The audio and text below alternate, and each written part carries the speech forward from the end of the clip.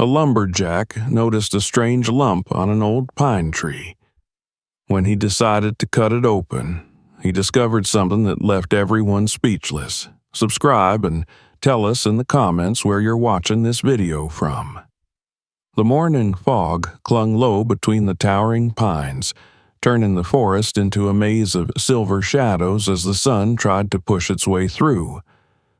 For most people, a place like this would feel unsettling, too far from roads and houses and every sign of civilization. But for Marcus Hale, this silence was the closest thing to peace he had known in years. He stood by the back of the truck, tightening the straps on his protective gear with careful, practiced movements. Everything he did was measured, precise. The others joked that he worked like a machine, but Marcus preferred that. Machines didn't feel. Machines didn't remember. The crew around him carried on with the usual mix of rough laughter and morning complaints. Someone dropped a metal canister and cursed as it clattered over rocks. Another swore at a chainsaw that refused to start. The smell of gasoline and damp soil mingled in the air. It was the kind of chaos Marcus had come to accept. Just enough noise to distract him from the darker corners of his mind, but not enough to overwhelm him. He wasn't always a man who hid behind routine. Years ago, he wore a different uniform, carried responsibility of a different weight. In the service, he had learned how quickly things could go wrong, how one misstep, one overlooked detail could end a life. When he came home, that awareness didn't leave him. It followed him to every room he entered, sat behind him at every meal, and invaded his dreams without warning. Then his wife got sick, so suddenly it felt like a cruel ambush from a past he thought he'd escaped. He fought for her, but death had no rules, no mercy, and no fairness. After she was gone, the world felt too loud, too unpredictable. The forest, at least, made sense. Here, he knew his tasks. Fell the marked trees, clear the brush, make way for whatever new power line or emergency access road the world demanded. No unanswered questions. No senseless loss. Only wood, steel, and the quiet satisfaction of standing back at dusk knowing something concrete had been accomplished. Marcus swung his axe over his shoulder and followed the crew leader, a grizzled man named Brant, along a flagged route deeper into the woods. Brant liked Marcus because Marcus wasn't afraid of hard work and didn't complain. The younger workers might have admired him if they weren't so busy trying to out-talk one another. To them, Marcus was a background figure, strong, reliable, and silent. A man built from oak and stone. They reached the day's work site where ribbons fluttered on a line of trees. Brant began assigning positions, pointing his clipboard like a command baton. When he reached Marcus, he tapped a section further outward where the forest grew older and denser, as though time forgot to keep up with it. Take that side. Mark anything leaning or split. We'll bring the saws around after lunch. Marcus nodded once and headed off alone, the soft mulch of needles absorbing his footsteps.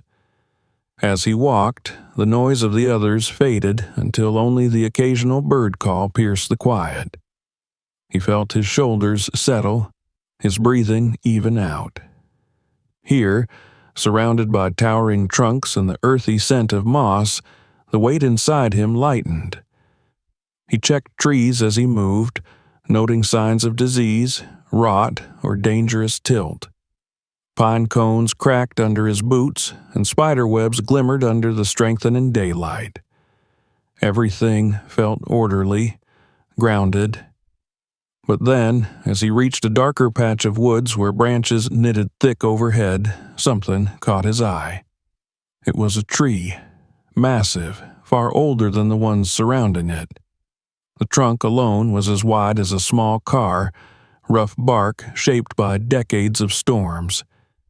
It stood apart from the others like a sentinel no forest dared to challenge.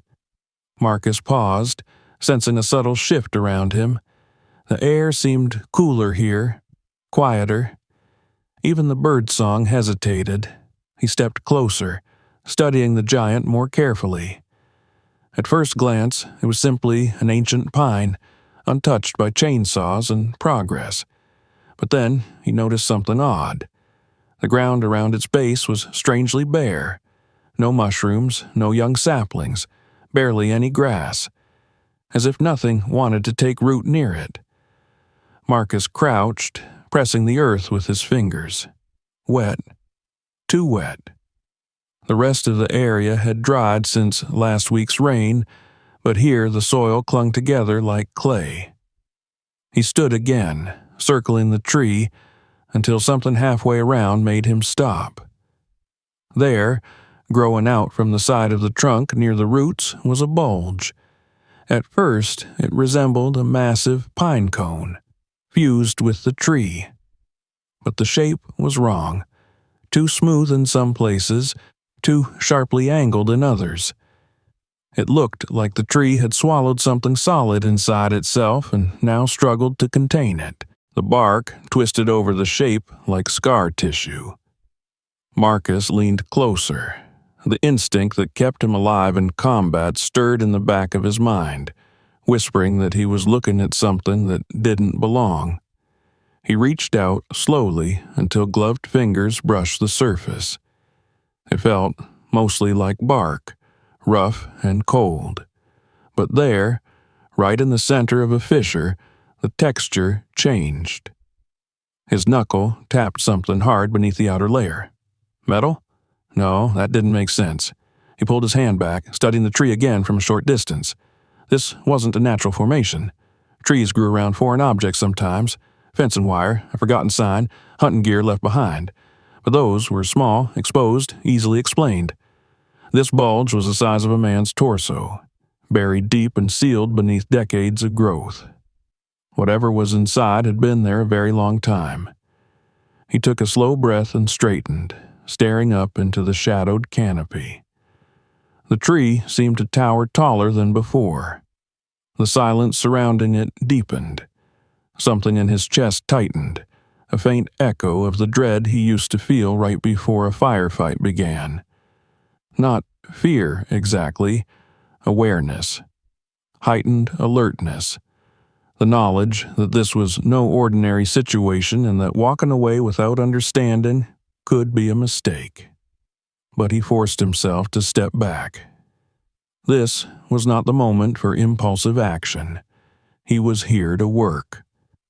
Brant expected him to finish his section by evening. If Marcus stayed too long in one spot, the crew leader would notice and come asking questions. The last thing Marcus wanted was attention, especially attention he couldn't yet justify. He glanced once more at the bizarre growth. The morning sun glimmered off the bark, revealing a faint sheen of something sticky clinging to the cracked surface. Sap?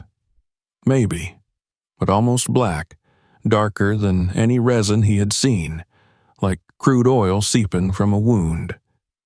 He wiped his fingers clean on his pants and forced himself to turn away. All day, his thoughts kept drifting back to that tree. He marked fallen branches, flagged a couple of unstable trunks, helped haul out some heavy brush, but none of it managed to hold his focus for long. Something about that shape buried in the wood gnawed at him. He had learned long ago that turning away from a warning, no matter how small, was an invitation for disaster. By late afternoon, dark clouds were rolling in from the mountains, and the air thickened with the scent of coming rain. Brant called an end to the shift earlier than usual, wary of slick ground and lightning. The crew loaded up equipment and joked about beating the storm back to camp. Marcus packed up in silence. As the truck engine rumbled to life, Marcus looked back at the forest through the open door. His gaze found the towering pine again, half lost in the dimming light.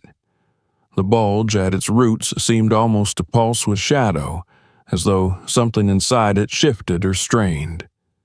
He shut the door and faced forward, but his jaw tightened. Rest would not come easily tonight. The tree had lodged itself in his thoughts like a splinter. He already knew he would go back. The real question was what he would find when he did. Nothing in this forest truly stayed buried. Not forever. Marcus barely slept that night. The storm that rolled in after sundown drummed hard against the camp roofs, wind shaking the thin walls and whistling through every unsealed crack. But even once the thunder faded and the rain slowed to a distant murmur. Marcus lay awake, staring at the low ceiling above his cot, listening to his own heartbeat in the dark. His mind kept returning to that ancient pine, rooted stubbornly in the earth like a secret refusing to stay buried. That bulge, unnatural and wrong, lingered in his vision every time he closed his eyes. It wasn't just a curiosity. It felt like something calling for attention, something that shouldn't be ignored. He rose before dawn, long before the rest of the crew stirred. He pulled on his damp gear, checked the edges of his axe and the teeth of his folding saw, and slipped quietly outside into the chilly remnants of the night. The air smelled fresher after the rain, crisp with the scent of pine and soaked earth. It felt like the forest had been washed clean, except for that one untouched place where the tree stood, unchanged, undisturbed by the passing storm, its silent influence pressing against Marcus's thoughts. He didn't try to explain the feeling. Instinct had kept him alive far too many times. When instinct spoke, he listened. He walked the familiar route from camp toward the flagged work zone, but when he reached the point where the crew would later turn left, Marcus veered right instead. The pre-dawn light revealed only silhouettes of trees ahead, but his boots found their path easily over roots and fallen branches. The forest greeted him not with birdsong or chittering squirrels, but with thick, heavy quiet. Even the air seemed reluctant to move. He slowed his breathing, unconsciously stepping softer. Each footfall felt like an intrusion. By the time the first hints of gold broke through the treetops, Marcus stood once again before the giant pine. It seemed even larger in the new light, its bark darkened by last night's rain, almost glossy to the eye. Water dripped from its high branches in slow, careful taps, but the ground around it was less wet than expected, as though the soil rejected the rainfall. Marcus scanned the roots and soil again, paying closer attention now. The absence of plant life within several feet of the trunk was even more noticeable than before. Moss gave up at a distance, pine needles thinned out, and the dirt took on a strange, grayish tone. If he didn't know better, he'd say the tree poisoned its own surroundings. His gaze dropped to the bulge protruding near the base. It was uglier today, or maybe he was just seeing it more clearly. The bark, stretched like skin, pulled too tight over a bone beneath, splitting in places where something inside pushed outward. Thin black rivulets streaked down from narrow cracks, pooling at the roots. He crouched, leaning closer, and with one gloved finger pressed lightly against a patch where the outer bark had flaked away. What oozed from beneath wasn't sap, not the amber-hued resin of a healthy pine. It was tar dark, thick as syrup and slicker than oil. A sour, metallic odor struck him instantly. He flinched back and wiped his glove against his pant leg, but the dark smear clung stubbornly to the fabric. It smelled like rust mixed with decay, nothing like the crisp scent of resin he expected. He stared at the crust forming along the surface of the bulge, almost like dried blood. His heart picked up a faster rhythm, a familiar flood of adrenaline sharpening the edges of his perception. Warning. Something inside him whispered that word like a memory. Marcus pulled the small flashlight from his belt and angled the beam along the damaged bark. The light caught a patch where the wood beneath was sheared thin, exposing a gleam beneath the layers. Metal, definitely metal. He exhaled slowly through his nose, calming his rising pulse. Unknown objects swallowed by trees were rare, but not unheard of. People left strange things behind in the wilderness all the time. But whatever this was, it was too deep, too central, too perfectly encompassed by the trunk to be a piece of litter or a lost tool. He stood, taking a step back to evaluate it from a distance, as though hoping perspective would turn it into something ordinary. It didn't. In fact, the perspective made it worse. The shape had symmetry, straight lines where nature favored entropy, a smooth, rounded edge where bark wanted to splinter. The forest had grown around an intruder, accepting it as a part of itself, only because time forced its hand. He considered for a long moment what the right choice was. He could go back now, report a strange growth to Brant, let the Forestry Service take over. They'd bring in experts, or simply rope off the zone and ignore it. Easier to pretend anomalies didn't exist. But Marcus had lived long enough to know what happened when warnings were ignored. He didn't want to discover later that he had walked away from something he should have confronted. He wasn't a curious man by nature. If anything, curiosity had died in him years ago, replaced by caution and a rigid sense of duty. But this didn't feel like curiosity. It felt like responsibility. He slipped off his pack and set it beside him, retrieving his axe and a short-bladed handsaw. Standing as close as his nerves allowed, Marcus pressed the saw blade carefully against the edge of the bulge. The steel teeth scraped bark, sending flakes drifting down. He worked slowly, strategically, cutting shallow lines to peel away surface wood without damaging what lay beneath. Each stroke released more of that acrid smell. The sap, or whatever the tar-black substance was, began to well up again, trickling through the new fissures he created. It clung to the saw teeth, making them tacky and less effective.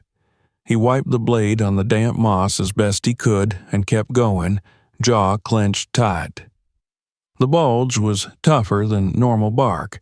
He had to strike harder, carving through dense layers that resisted the intrusion. A chunk of softened wood finally gave way, revealing a clearer metallic surface about the size of his hand. Marcus froze, lowering the saw. Rainwater, or maybe the dark liquid, rolled off the exposed metal, leaving streaks behind. He leaned closer, bringing the flashlight beam tight to the surface. There were markings, shallow scratches or stamped impressions, mostly obscured by corrosion and tree-grown resin. Too blurred to read, but unmistakably human-made. His throat went dry. This was not a piece of junk. Someone placed this object here deliberately, and by the extent of the overgrowth, it happened a very long time ago. Marcus forced himself to step back and breathe. The forest around him remained deathly quiet. Not a single chirp or rustle. Even the wind seemed to avoid this particular clearing. The silence bore down on him, amplifying every sound he made, the rasp of his breath, the faint click of metal when his axe slipped in his grip, the drip of the dark sap onto the leaves below. He reached for his radio, thumb hesitating over the button. Brant would want answers he didn't have yet.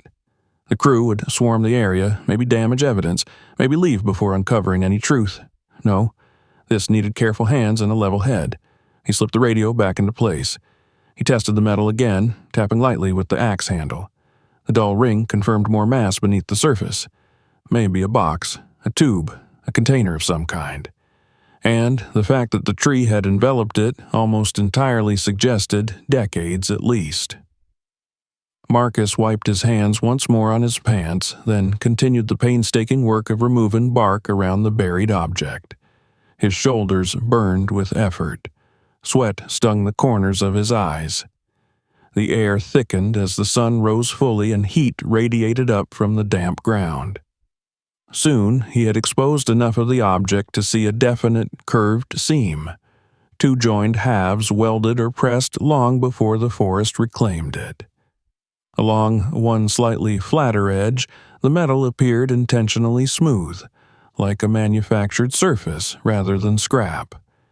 His hands were trembling slightly by the time he paused again to study what he had done. He wasn't someone easily shaken, but every new piece of truth uncovered seemed to drag more questions up with it. What device would someone hide inside a tree? Why here, in a place so far from any marked path? Who would perform such an act and leave without retrieving it? He didn't have answers yet, but one thing had become certain. Whatever was trapped inside this growth had been put there by human hands. Human intent. His glove brushed the cold surface again, and for a fleeting second he thought he felt movement, like something shifting beneath metal layers as the trunk relaxed its hold. He snatched his hand back. That was ridiculous. Stress and exhaustion playing tricks. The sound of engines revving in the distance reached him faintly, a sign the crew was gathering for another day's labor. Marcus stepped away from the tree, his breathing still tight with adrenaline. He needed to rejoin them before anyone realized he was missing. He should tell Brant something, but not everything. Not yet. Not until he understood more. He gave the tree one last look. The exposed metal gleamed dully in the weak light filtering through the branches. The dark, sticky liquid still crept downward, like the tree was bleeding around the wound he had carved. Marcus shouldered his gear and started back through the woods, but every few steps he turned his head, checking over his shoulder as though he expected someone, or something, to be watching him leave. He didn't relax. Even once he could no longer see the towering trunk through the pines. If anything, his unease grew. Whatever the tree had swallowed, it was never meant to be found. And now that Marcus had seen it, the forest itself felt changed, as if breathing differently around him, waiting for his return. He had crossed an invisible line that morning. He knew it with absolute certainty. The moment he peeled the bark away and smelled that metallic rot, he stopped being a bystander in the forest. Whether he liked it or not, he was part of the mystery now. Marcus kept his discovery to himself throughout the rest of the workday, but the secret weighed heavily on him. It sat there in the back of his mind like a lodged splinter, subtle yet impossible to ignore. Every time his axe bit into a different trunk, every time he glanced toward the deeper woods, the image of that metallic curve beneath cracked bark flashed before him. He moved through the tasks automatically, relying on muscle memory, but his thoughts never fully returned to the present. Even when the crew gathered to eat, when laughter bounced around the mess tent and someone turned on a portable radio playing classic rock, Marcus remained silent, chewing mechanically, eyes unfocused. Brant asked if he was feeling all right. Marcus nodded once, and the older man didn't push. Marcus was known to be quiet, and no one questioned him when he drifted into thought. That was how he preferred it. The sky dimmed faster than usual that evening. Heavy clouds rolled in and smothered the sun early, leaving the camp in an early twilight. The generator buzzed, adding a faint metallic hum beneath the ambient forest sounds. Marcus sat on the edge of his cot, tools laid out in front of him like instruments prepared for surgery. He sharpened the blade of his axe with deliberate strokes, his hand steady but his jaw tight. The saw gleamed under the light, teeth newly cleaned of the sickly black residue from the morning. His flashlight, extra batteries, a small chisel, and a durable pair of work gloves completed the lineup. He knew exactly what he was preparing for. If he waited too long, someone else might stumble across the tree. Worse, the elements could further degrade whatever lay hidden beneath that bark, destroying pieces of truth before they could be understood. He wasn't a detective, and he wasn't a hero, but he had always been someone who stepped forward when others didn't. That trait had cost him sleep and friendships, and in some cases, blood. It was the same part of him that had driven him to enlist and the part that refused to let him drown in grief after his wife's passing. He could not turn away from something that demanded action. When the last of the crew settled down and the camp finally quieted, Marcus gathered his gear and slipped into the trees with practiced stealth. The air was cool, but not cold, tinged with the dampness of recent storms. His boots sank softly into the ground as he walked, and the forest around him gradually swallowed the faint glow of camp lights. He moved without hesitation now, driven by purpose. The route to the tree had become familiar already, etched into his memory by the intensity of his focus earlier that day. As he approached the clearing, the massive pine loomed like a dark monolith in the dying light. Even partially illuminated by the rising moon, its presence felt heavier now, as though the weight of the metal within it distorted the air. Marcus paused for a moment at the edge of the clearing, calming his breathing, adjusting his grip on the axe. Then he stepped forward, determined and unafraid, at least outwardly. When he reached the tree, he crouched beside the exposed section of metal he'd uncovered earlier. The bark around it had dried into jagged ridges, and more of that thick, tar-like liquid had seeped down the trunk, congealing into dark rivulets against the roots. Marcus touched the dry edge of a crack and felt the texture, sticky even now. That smell, a mixture of old corrosion and something organic beginning to rot, lingered stubbornly. He grimaced and wiped his gloves clean on the grass. Taking a slow breath, he brought the axe down in a controlled swing. Bark split beneath the blade, thick splinters falling away. He shifted angles, cutting from the other side. Each strike sent vibrations up his arms, but he pushed through them, driven by a need he didn't fully understand. Chips of wood scattered across the ground, more of the dark sap spilling free as the outer layers gave way. He paused only to wipe the blade, careful not to let the buildup hinder his progress. The physical exertion created heat beneath his jacket, sweat gathering at his temples despite the cool night air. His shoulders ached, but the sensation grounded him, kept his thoughts steady. He worked around the circumference of the bulge, freeing more of the object inside. Soon, the axe would be too imprecise. He switched to the saw, carving through narrower strips, teeth grinding through soaked wood with a gritty rasp. The sound tore through the quiet, louder than he would have liked, but no one from camp would hear this far out.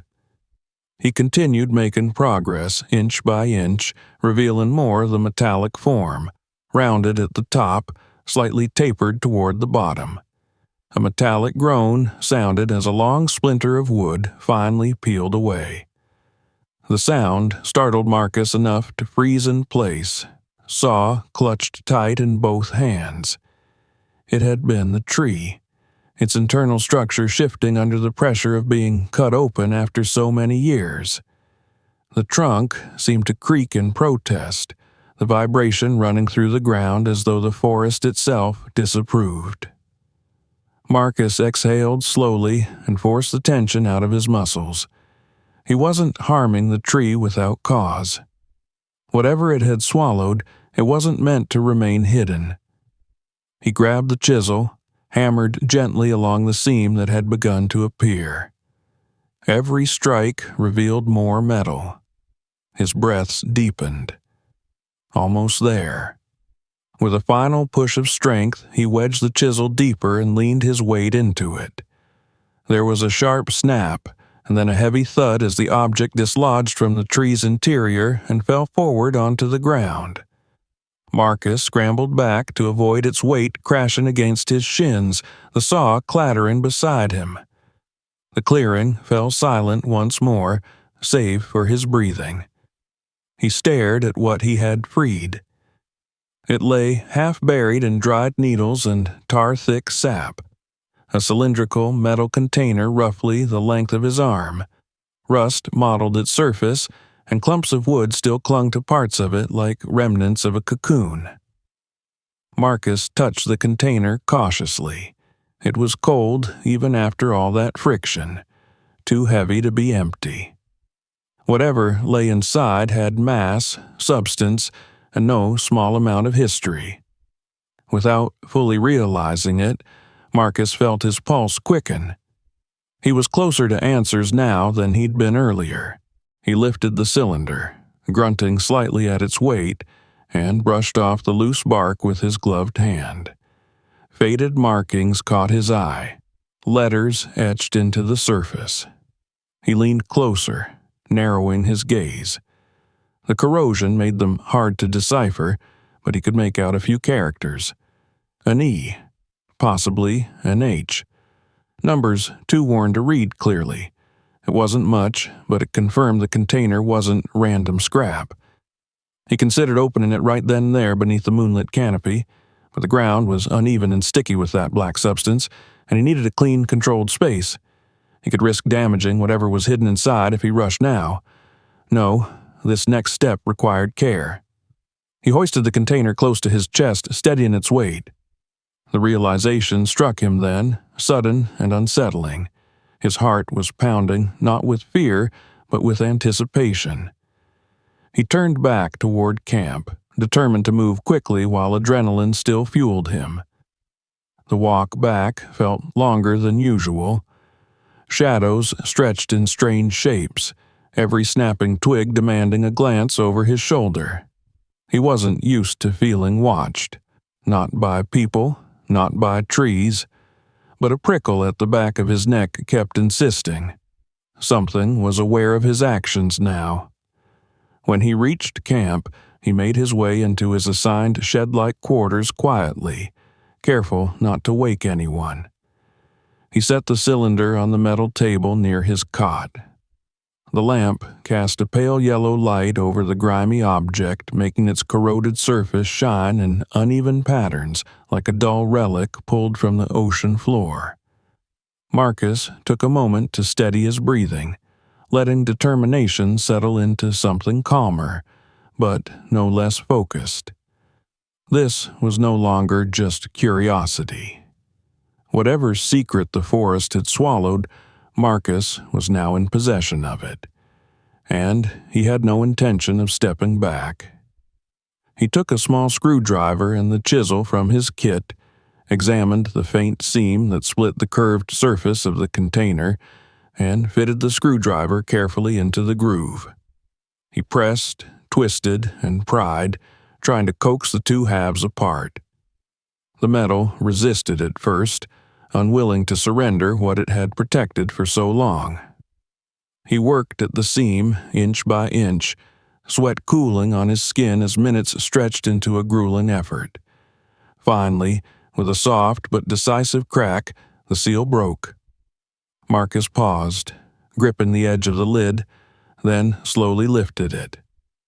Cold air escaped from inside the capsule, carrying with it a scent of mustiness, age, and something else, something fragile and sad.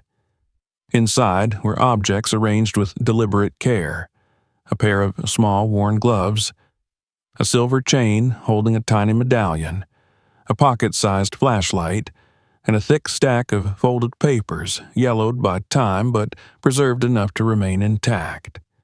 Marcus reached first for the papers, heart pounding as he unfolded them with gentle fingers. The handwriting was unmistakably that of a child. Crooked lines, uneven letters, ink that had bled slightly into the fibers of the page. He read the first few sentences, and a chill ran through him so stark it made his fingers tighten around the paper. This wasn't junk. This wasn't an accident. This was the voice of someone who had disappeared long ago. Marcus set the pages down with reverence, his breath shallow as the weight of the truth began to take shape. Something terrible had happened here, and the forest had kept its silence for far too long. Marcus stood motionless over the open capsule, the quiet hum of the overhead lamp the only sound in the cramped space. Each object inside seemed to radiate a silent plea for someone to finally pay attention. He reached out carefully, as though afraid the slightest pressure might reduce everything to dust. The small gloves caught his eye first, tiny, maybe for a child no older than 8 or 9.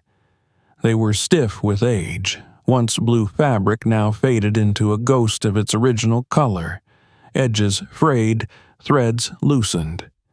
The thought that a child's hands once filled these gloves tugged at something deep in Marcus's chest, something he had fought years to bury. He lifted the medallion next, a simple silver chain with a worn, oval pendant. One side was blank, rubbed smooth by years of friction, but the other bore initials. He squinted under the dim light until the letters came into focus. EH they aligned with the faint markings on the capsule's exterior. The chain felt cold and fragile in his palm, but the weight of meaning behind it was overwhelming. Someone had loved the child enough to give him this. Someone had expected him to return home wearing it. Marcus set the medallion down gently and picked up the pocket flashlight. Its casing was dented and dulled with age.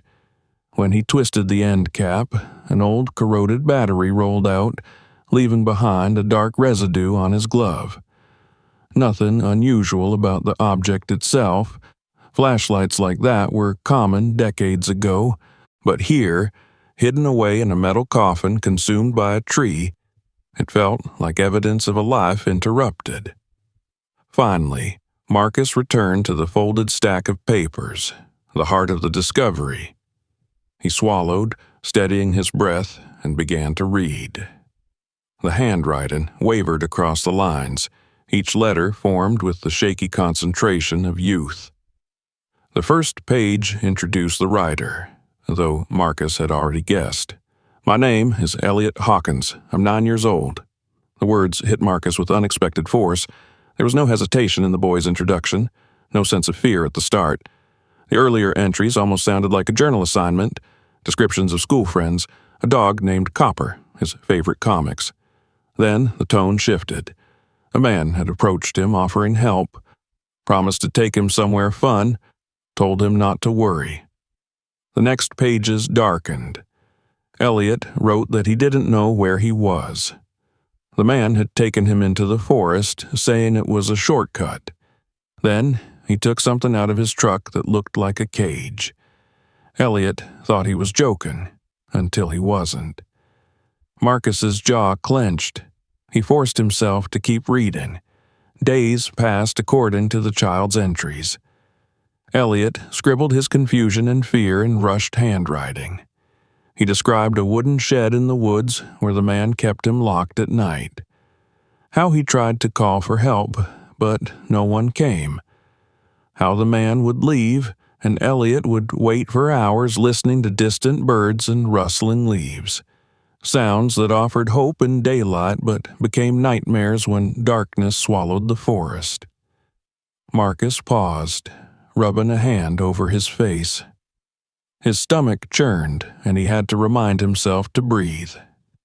He'd seen terrible things in his life, things no human should ever witness, but something about this frightened handwriting, preserved across time, struck him more deeply than any battlefield memory, because this was a voice that had been silenced, a child who had disappeared without a trace. and the world had moved on while his story remained trapped inside a growing tree. He turned to a later entry. Elliot wrote that he found a chance to escape. The man had grown careless one evening, leaving a small window open. The boy managed to squeeze through and run. He didn't know where he was running, only that he needed to go far, far away from the shed.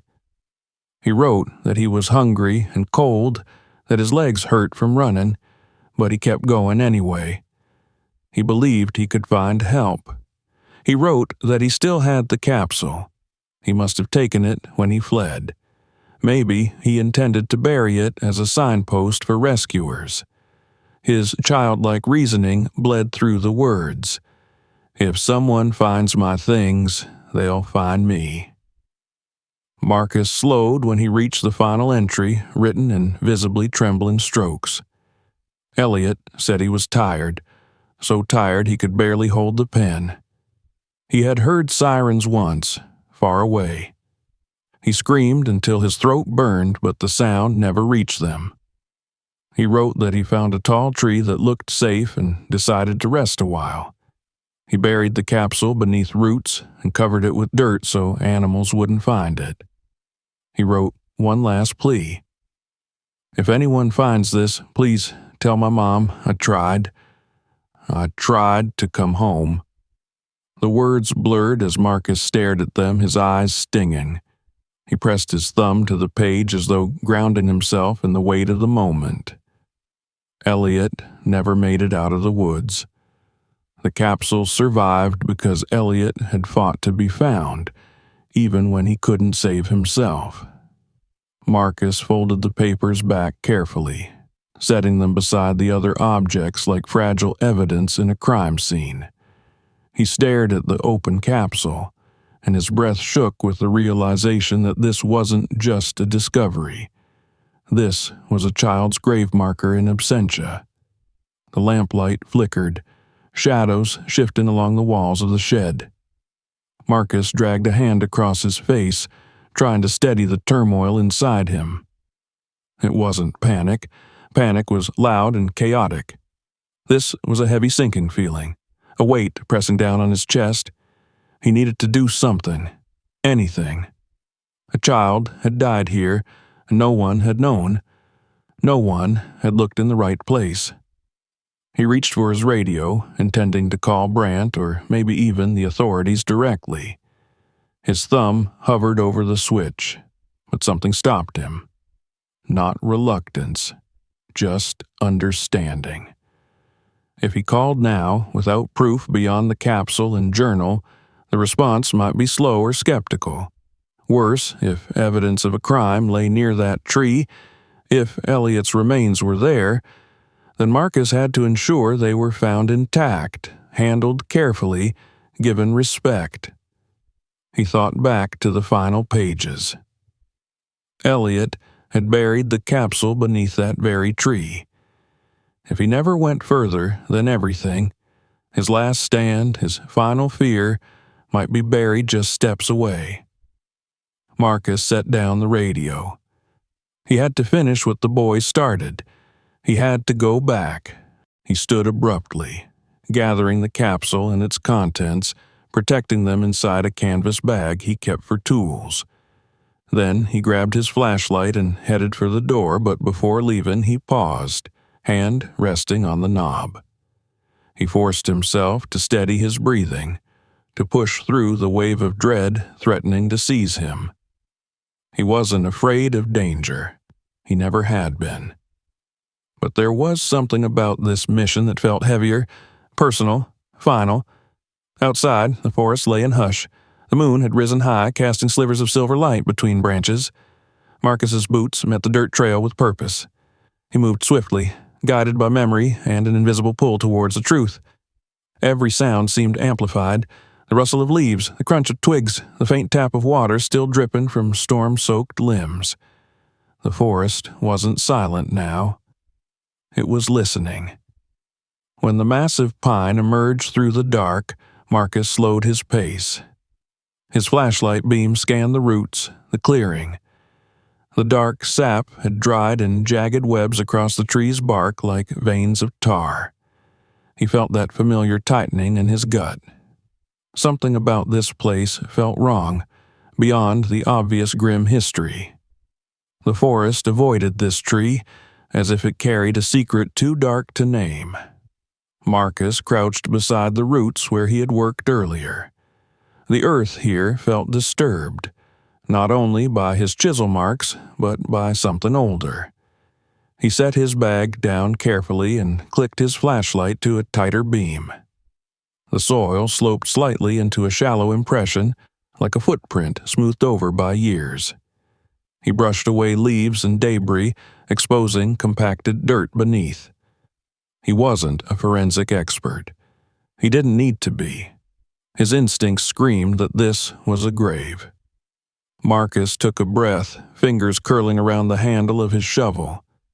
He didn't allow his mind to wander through possibilities of what he would find. The truth was in the ground, waiting. He pressed the blade into the earth. As the soil broke, releasing the deep musty scent of damp roots and decay, Marcus knew he had crossed a threshold. The forest wasn't just scenery anymore. It was witness. It was archive. And it was finally ready, for better or worse, to give up what it had been forced to keep hidden. But the forest also seemed to watch. And Marcus felt that it would remember every touch of his hands on that soil. He dug, anyway, because a child had asked to be found. The first shovel of soil came up damp and cold, clinging to the blade like clay. Marcus tipped it aside and dug again, each movement deliberate, steady, and silent except for the soft scrape of metal against dirt. His flashlight beam quivered with each motion, the light carving shifting shapes over the tree roots and the uneven ground. He tried to keep his breathing even, but every breath felt heavier, as if the air around the ancient pine had thickened with the weight of buried time. He dug several inches down before stopping to clear the loose earth with his gloved hands. The soil beneath was different, more compacted, darker in color, as though it had once been disturbed and then left to settle undisturbed for many, many years. Marcus brushed away another layer and felt his pulse quicken. Instinct told him he was very close to something. With every inch gained, the story in Elliot's journal replayed in Marcus's head. A boy running through the woods in terror, exhausted and desperate, clutching a metal capsule that was supposed to be his message in a bottle. A child, alone in the damp dark, digging at the base of this very tree, convinced that someone would one day come and find him. The thought of those small hands scraping through this same earth made Marcus's own hands tremble. He tightened his grip and forced himself to keep working. A few minutes later, the shovel struck something harder than soil. Marcus froze, fingers tightening around the handle. The sound was faint, a dull scrape like metal brushing against stone, but it was enough to restart the adrenaline surging through him. He set the shovel aside and dropped to one knee, brushing away dirt with his palms. The flashlight beam wavered closer, illuminating a small rounded object barely protruding from the earth. It looked like rubber, a ridged pattern, a curve, a shoe. Marcus's breath caught painfully in his throat. He traced the outline further, shaking as he wiped away more soil around it. A child-sized sneaker emerged, tiny, far too small for anything but a young boy.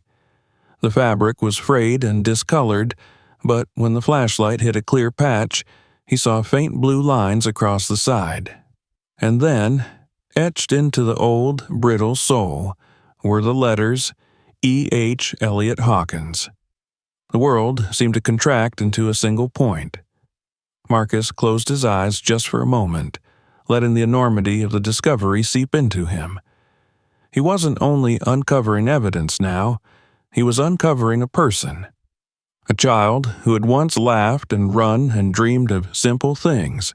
A child whose life had been stolen and buried under roots and silence.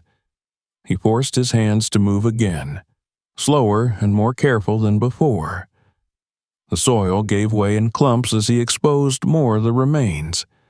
A tiny leg bone appeared, bleached by time but still unmistakably human. His stomach knotted as he realized he was kneeling at Elliot's final resting place. The shovel felt too coarse for this kind of work, too violent. Marcus switched entirely to his hands, brushing and scooping gently, careful to preserve every fragment. He remained that way, hunched over, working by the narrow beam of his flashlight, until he had uncovered enough to be absolutely sure. He saw the slender bones of legs, part of a rib cage, one small arm curled inward, as if the boy had died hugging himself. Death hadn't come with dignity or peace. It had come with fear and cold and loneliness. Marcus sat back on his heels, his gloves smudged with earth and dark patches of sap from the tree's roots. He swallowed hard, fighting down a wave of grief that rose up from deep within his chest. He was a man who had seen death before, but this one felt different. Not senseless, like war, no. This was cruel because it had been preventable. The forest had hidden the truth while the world moved on above it. He reached for his radio again, this time without hesitation. He pressed the button, listening as static crackled to life. He spoke into it in a steady voice, though every nerve in his body shook. "Brant," he called quietly, not wanting to disturb the resting place any further. "I need you at the marker zone. Now." Static. Then Brant's gruff voice came through, groggy and confused. "Hale, what the hell are you doing out there this late?" Marcus closed his eyes, steadying himself. "Just get here," he said, "and call the sheriff. We've got a body." There was a long pause. Marcus imagined Brant sitting up in his bunk, fully awakened by those 4 words. When the reply came, it was sharp and alert. "On my way." Marcus clipped the radio back to his belt and forced himself to remain kneeling by the small grave, watching over it like a silent sentinel. He expected to feel relief. He had followed the boy's desperate clues and completed what Elliot couldn't. But relief didn't come. Only sorrow did. And anger. A deep, simmering anger that someone had abandoned a terrified child here to die and be forgotten. The wind picked up, stirring the tree branches overhead. They groaned softly, as if the forest itself mourned the boy who had lost his final struggle beneath its shadow. Marcus reached out and brushed a speck of dirt from the side of the shoe. "You're not alone anymore," he whispered under his breath, barely a sound. A few minutes passed before footsteps approached through the dark. Flashlights flickered through the trees, accompanied by urgent voices. Brant burst into the clearing first, gripping a light and squinting at the unearthed remains. His face drained of color. He muttered a curse under his breath and stumbled backward to steady himself against the pine trunk. "Oh, God," he said, voice hoarse. "Is that?" Marcus nodded once. "It's a child. Been here a long time." Brant rubbed a hand over his mouth, visibly shaken. He turned away, fumbling with his phone to call the authorities. Marcus remained focused on the remains, refusing to let them out of his sight. When the sheriff's deputies arrived, followed by crime scene technicians, forensic specialists, and a coroner, they quickly realized the gravity of what Marcus had uncovered. The next hours blurred into a flurry of activity. Tape was strung between trees. Cameras flashed. Tools clattered. Conversations were hushed yet urgent. The men and women who worked over the site wore solemn expressions, as if the forest demanded their silence and respect. Marcus answered questions when asked, outlining what he'd seen and done without embellishment. He told them about the capsule, the journal, the initials, everything. One of the investigators, a woman with silver hair pulled into a tight bun, approached Marcus as dawn began to break through the branches. Her voice was gentle, but her eyes were sharp. "We'll need to take the items you found as evidence. We'd like you to stay available for follow-up questions." Marcus nodded. "Whatever you need." She held his gaze for a moment longer, then added quietly, "You did right by this boy tonight." Marcus didn't feel like he deserved the recognition. He wasn't sure he ever would. They escorted him back toward the camp as the last remnants of night gave way to morning. The forest seemed to exhale in the growing light, returning to its usual rhythms, but the clearing beneath the ancient pine would never be the same again. Neither would Marcus. Before leaving, he turned back once, watching as the officers gently lifted what was left of Elliot Hawkins from the soil that had hidden him for decades. It was a small gesture of care, one that child never received when it mattered most.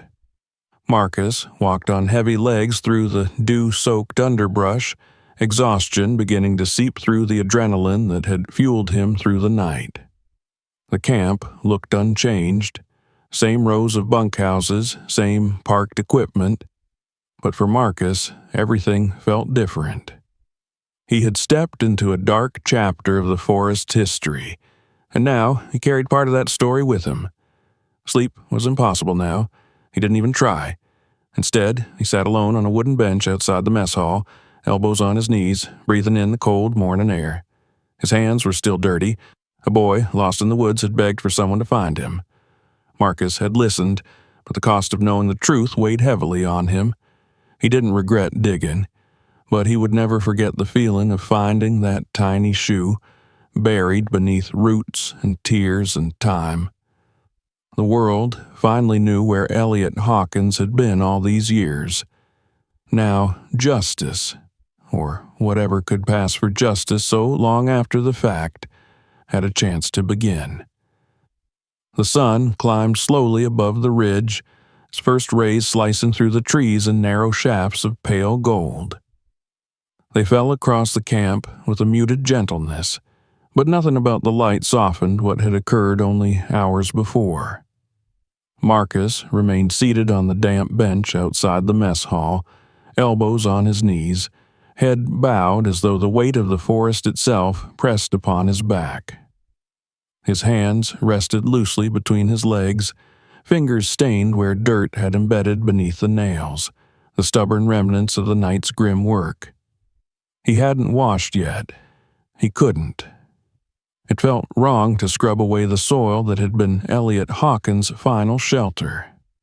The camp was unusually quiet as the crew slowly awakened. Footsteps shuffled, doors of metal bunkhouses creaked open, and muffled voices drifted between the trees.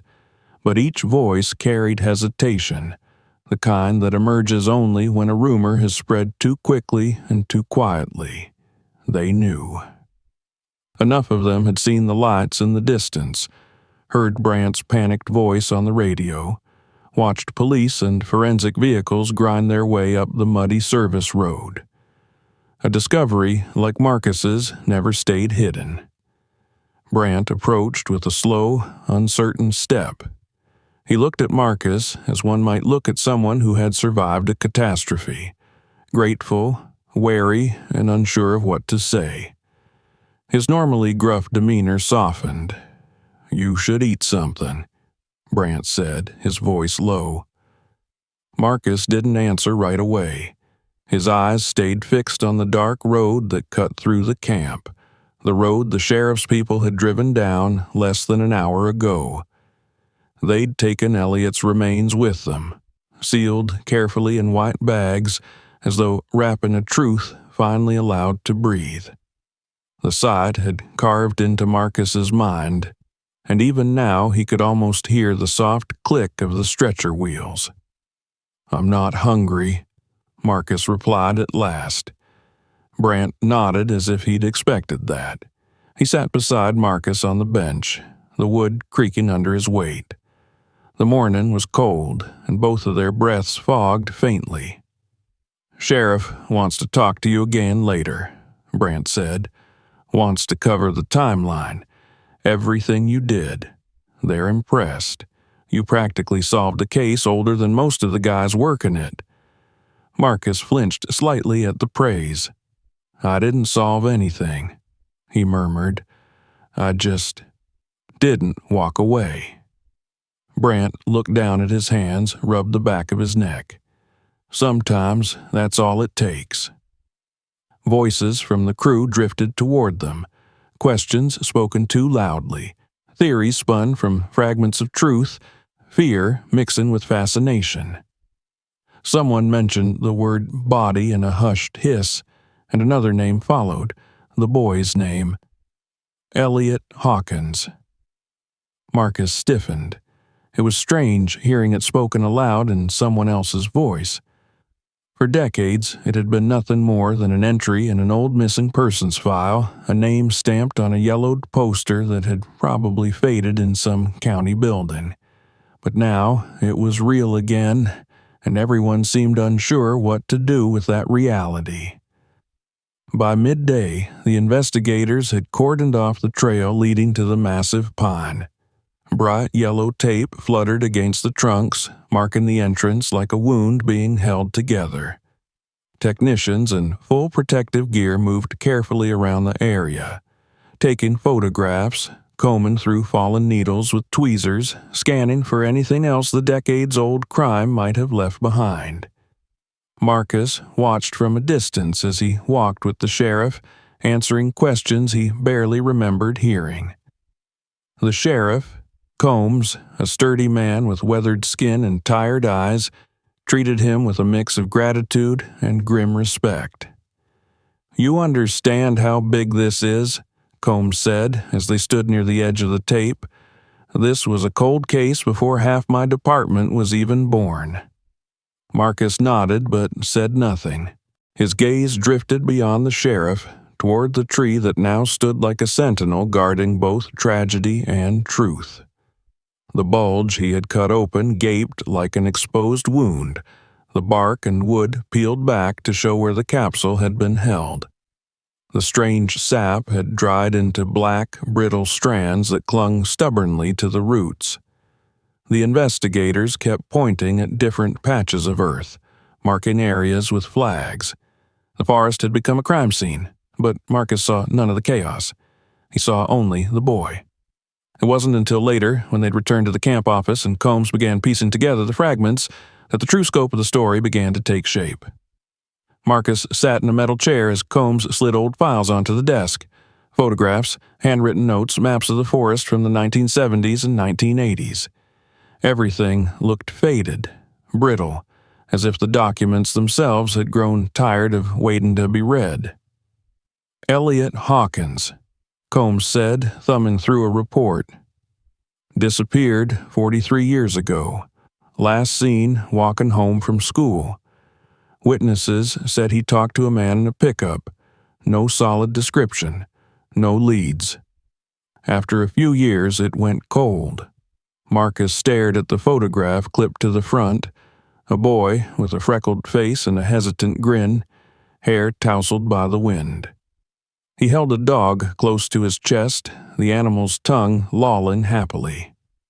The picture captured a sense of life, a warmth the woods had stolen far too early. "We always suspected foul play," Combs continued. "There was a man in those days, lived by the logging road, Harold Rudd, had a history of troubling behavior, especially around kids. Had been questioned in 2 other disappearances but never charged. No evidence ever stuck." Marcus felt a bitter taste in his mouth. "What happened to him?" "Died 30 years ago," Combs replied. "Heart attack. Lived alone. No family." Marcus stared in silence for a long moment, absorbing the finality of it. No confrontation. No justice served. Just an unfinished story. "So, he took the boy," Marcus said. "We can't prove it yet," Combs answered, "but his property was less than a mile from where you found the remains, and the timeline fits. The man was known to roam this area." The sheriff tapped the desk and sighed. "It's more closure than this case has ever had. Maybe more than we hoped for." Maybe for the sheriff it was closure. For Marcus, it felt more like an open wound finally exposed to air. When he left the office, he walked alone toward the far edge of the camp, where the forest began again in tall, quiet lines of trees. He stopped just short of the shade. His body felt heavy, weighed down by sleepless hours and the raw emotional erosion of the last 2 days. But he couldn't force himself to return to his quarters. Not yet. He found himself heading toward the ridge overlooking the valley.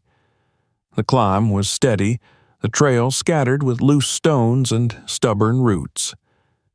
Marcus moved with purpose, scanning the forest as he went. Every tree looked different now, no longer just trees, but towering witnesses to a forgotten crime. The quiet between the branches felt sacred, as though the woods themselves mourned. By the time he reached the ridge, the sun was dipping low, washing the entire landscape in orange light. Marcus stopped under a tall fir and rested his hand on the rough bark. The view stretched out beneath him. The rolling forest, the narrow road cutting through camp, and beyond that, the mist clinging to the deeper woods where the ancient pines stood. He imagined Elliot running through these trees, breath ragged, eyes wet with fear.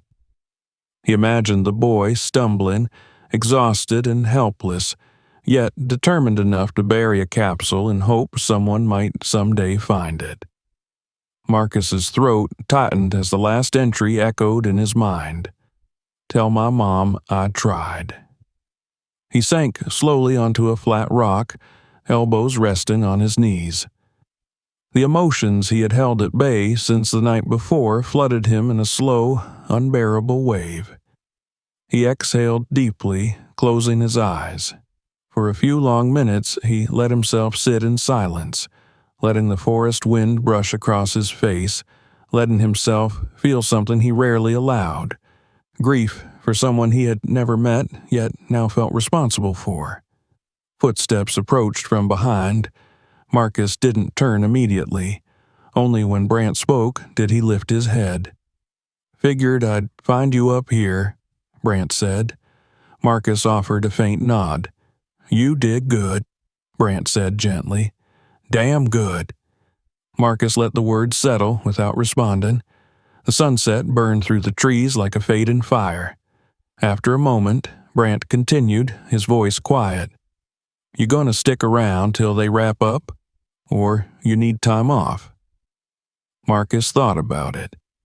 The image of the capsule, the tree, the boy's handwriting. He thought of how he had knelt in the dirt to uncover a truth that no one else had ever found. He felt a fierce protectiveness welling inside him. "I'll stay," Marcus said, "until they're done." Brant nodded, satisfied. As the sky darkened into violet tones, Marcus and Brant walked back toward the camp together. The day had been long and heavy, but the night would bring something else. A shift inside Marcus, a quiet but powerful resolve. The forest had finally shared its darkest secret. The burden now rested with the living. And Marcus Hale would not walk away until he had honored that truth. The forest did not change overnight, yet in Marcus's eyes everything about it felt transformed. The towering pines still swayed in the wind, the needles still rustled with quiet whispers, and the morning fog still curled along the forest floor like a living thing. But beneath the routines of nature, there was now a quiet acknowledgement, a truth no longer buried. Elliot Hawkins had been found. His story, silenced for more than 4 decades, now demanded to be told in full. The forest had guarded him through harsh winters and blistering summers, and now it had finally surrendered him back to the world of the living. In the days that followed, the clearing where Marcus discovered the remains became the epicenter of a flurry of controlled activity. Investigators kept returning, collecting every scrap of information the ground would offer. Archaeologists were brought in to oversee delicate excavation work, searching for any additional evidence. Drones hovered above the trees. Markers dotted the soil. Yellow tape stretched like a fence of caution between the known and unknown. Every piece of the forest suddenly mattered, as though it had become a jigsaw puzzle of lost years. Marcus stayed through all of it. He did not interfere and did not hover too close, but he was present, always nearby, often sitting against a tree just outside the cordon zone, watching without inserting himself. The officers no longer questioned his presence. It was clear to them that this discovery had carved something deep inside him, something that wouldn't let him leave until the last pieces of the story were unearthed. Sheriff Combs updated him regularly whenever there was something new to share, though the developments came slowly. Tests were underway to verify the remains. Handwriting analysts scrutinized Elliot's journal, confirming it matched known samples from the boy's school records. The coroner worked meticulously, examining the bones with a patience shaped by decades of studying tragedy. The picture forming was heartbreaking yet unsurprising. Elliot likely died from exposure and starvation. There were no signs of physical trauma suggesting murder by weapon. His captor had not needed violence. The forest's cold and isolation had done the killing. When Combs shared that finding, Marcus looked at the ground for a long time before speaking, voice low and hard. He was a 9-year-old boy who begged to go home. That's murder. Combs didn't argue. He simply nodded, understanding that law and morality often sat at different tables. The news quickly spread beyond the quiet mountain county. Local reporters arrived first, then regional networks sent their vans rumbling up the narrow road, cameras glinting under midday sun. Word reached further corners. Online articles, social media threads, old neighbors of the Hawkins family sharing faded memories. Pictures of Elliot circulated with captions like "Finally Found" and "Justice After 43 Years." People who never knew the boy spoke of him as if he were a distant relative whose suffering deserved recognition. Marcus listened from the sidelines as Brandt fielded interviews and the sheriff gave stiff, official statements. They wanted to talk to Marcus, too. A few persistent journalists attempted to corner him, microphones thrust toward his silent figure. "Sir, you're the one who discovered the body, correct? Why were you in the forest that night? How did you know where to dig?" Marcus stiffened every time. He did not owe anyone explanations beyond the investigators. He refused interviews, stepping away without a word. Some reporters seemed irritated by his silence, but others, those with softer eyes, understood that there was nothing he could say that wouldn't feel like a trespass against Elliot's memory. One evening, when the sun faded into a smear of orange and purple behind the tree line, a woman from the state's Victim Advocacy Office arrived at camp. She approached Marcus with a gentle demeanor that put him slightly at ease. Her name was Dr. Marlene Voss, and she carried with her not equipment, but a folder filled with old photographs and family statements. She explained that Elliot's parents had searched tirelessly for their son in the years after his disappearance. They held on to hope until illness and time stole the strength to keep believing. Neither lived to see this moment.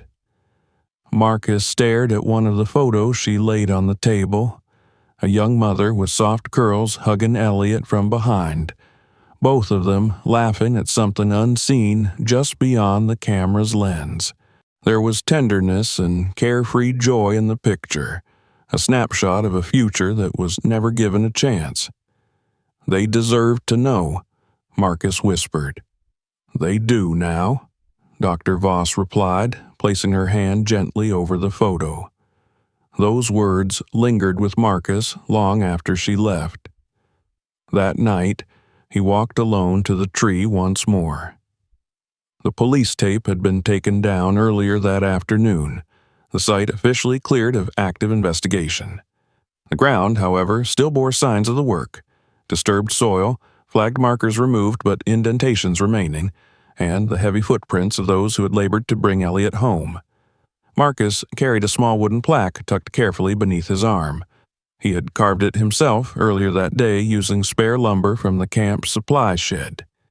His hands, trained for rough work, shaped the wood with surprising care. On the front, burned into the surface with a utility knife heated over a campfire, were the words, "In memory of Elliot Hawkins, 1968-1977. Finally found. Never forgotten." He stood before the tree for a long while before placing the plaque at the base, adjusting it until it rested against a smooth root. He imagined that if Elliot could see it, maybe some part of him would feel less alone. The wind rustled through branches above, not with menace this time, but with something that felt almost like a sigh of relief. Marcus crouched down, placing his palm flat against the rough bark. The sap here had dried into hardened streaks that looked like ink spilled across the wood.